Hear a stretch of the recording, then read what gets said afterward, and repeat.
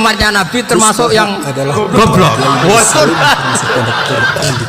Itu tidak gampang itu.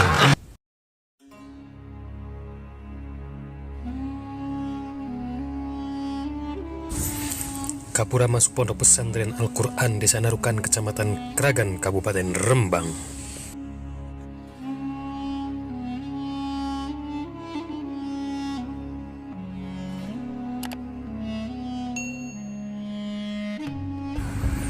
Aula Pondok Pesantren Narukan.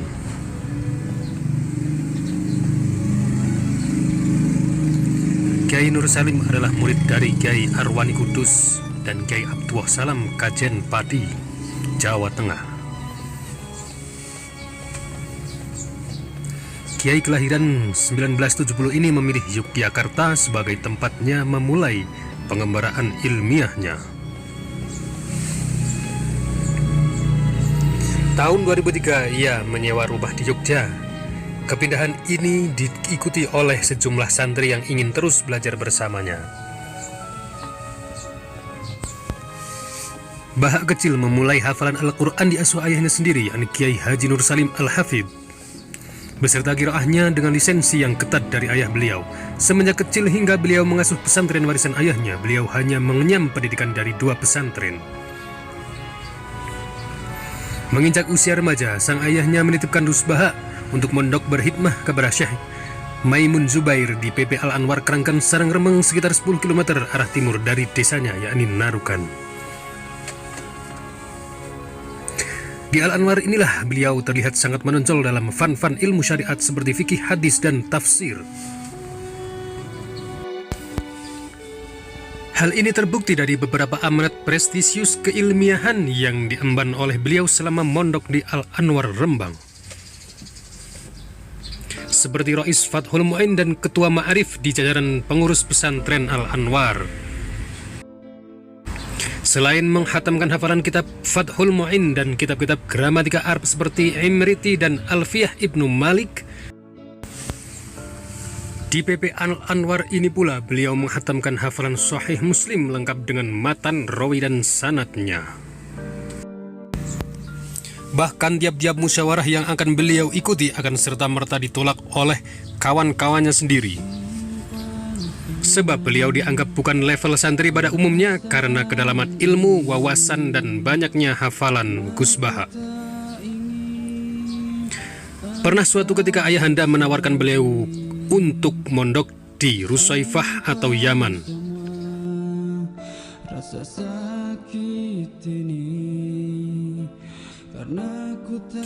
Namun beliau memilih untuk tetap di Indonesia, berkhidmat kepada alma maternya Madrasah Ghazaliyah Syafi'iyah PP Al-Anwar dan pesantrennya sendiri.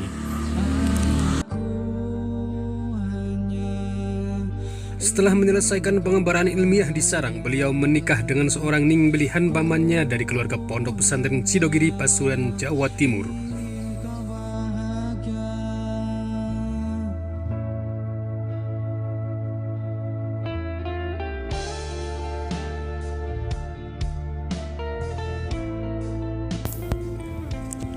Menariknya, saat beliau berangkat ke pesantren Sidogiri untuk melangsungkan upacara akad nikah yang telah ditentukan waktunya, beliau berangkat sendiri ke Pasuruan dengan menumpang bus reguler alias bus biasa kelas ekonomi. Kesederhanaan beliau bukanlah sebuah kebetulan, namun merupakan hasil didikan ayahnya semenjak kecil.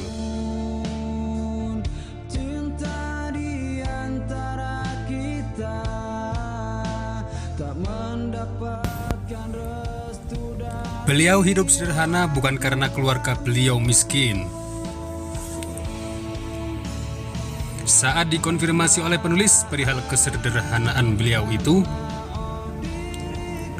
beliau menyatakan bahwa hal tersebut merupakan karakter keluarga Quran yang dipegang erat sejak zaman leluhurnya.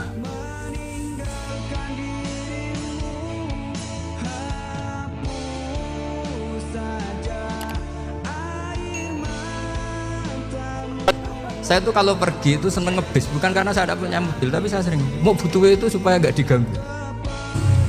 Setelah menikah, beliau hidup mandiri dengan keluarga barunya.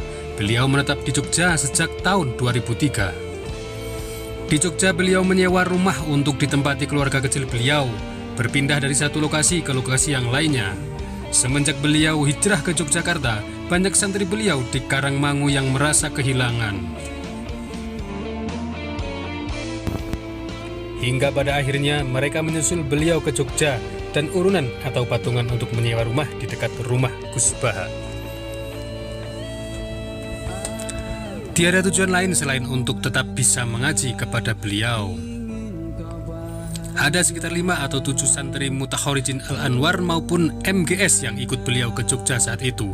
Saat di Jogja inilah kemudian banyak masyarakat sekitar beliau yang akhirnya minta ikut ngaji kepada Gus Baha. Pada tahun 2005, ayah beliau Kiai Nur Salim jatuh sakit. Beliau pulang sementara waktu untuk merawat ayah beliau bersama keempat saudaranya. Namun siapa sangka, beberapa bulan kemudian Kiai Nur Salim wafat. Gus Baha tidak dapat lagi meneruskan perjuangan di Jogja sebab beliau diamenahi oleh sang ayah untuk melanjutkan pengurusan di LP3IA Narukan. Santri-santri beliau di Jogja meminta Gus Baha kembali mengajar di Jogja. Hingga pada gilirannya beliau bersedia, namun hanya 1 bulan sekali, dan itu berjalan hingga sampai sekarang.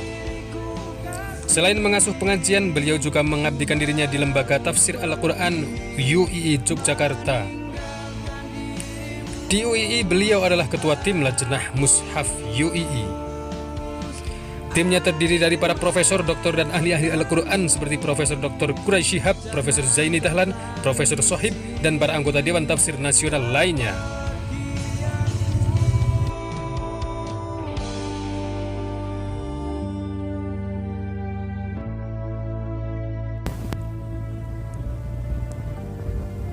Bagi Gus Baha, akhlak adalah lebih utama daripada ilmu.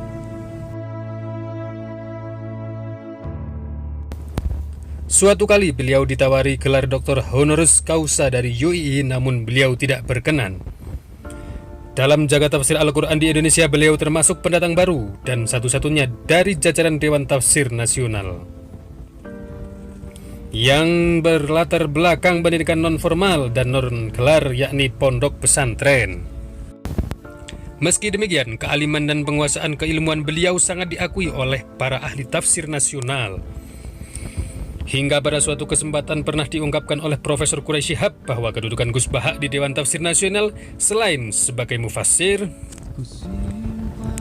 juga sebagai mufassir fakih karena penguasaan beliau pada ayat-ayat ahkam yang terkandung di dalam Al-Quran. Posisi beliau selalu di 2 keahlian, yakni sebagai mufassir seperti anggota lajnah lainnya, juga sebagai faqihul Quran yang mempunyai tugas khusus mengurai kandungan fikih dalam ayat-ayat ahkam Al-Quran. Karena kealimannya, Gus Baha juga saat ini menjadi Rais Suriah PBNU.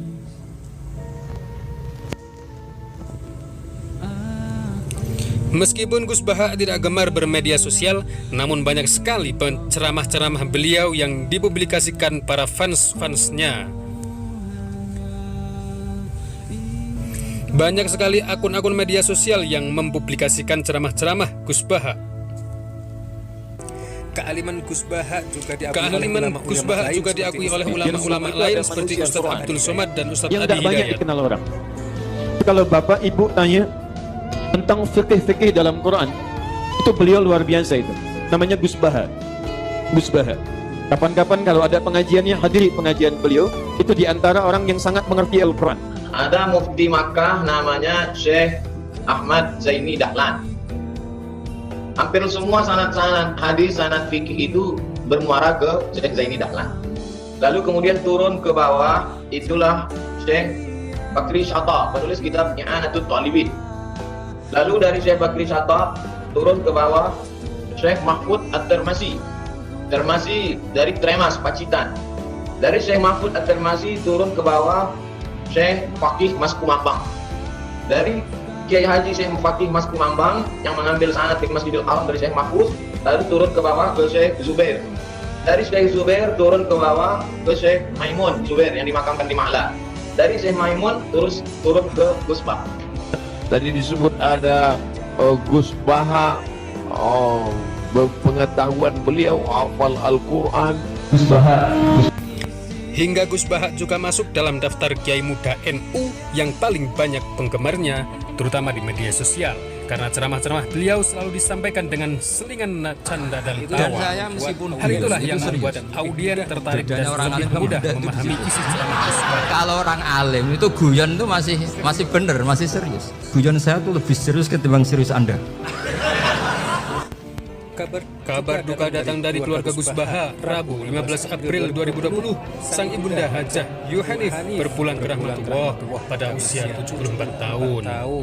Tadi saya di kamar sama beliau berduaan. Biografi Ini Kiai Mbah Haji jadi wali Bahaudin di Nur sini. Salim Aku Gus webah. Baha. Semoga menambah kecintaan kita Cocokkan lah. kepada para ulama. Nah, kenapa saya akhir-akhir ini gulirkan daftar wali? Kenapa?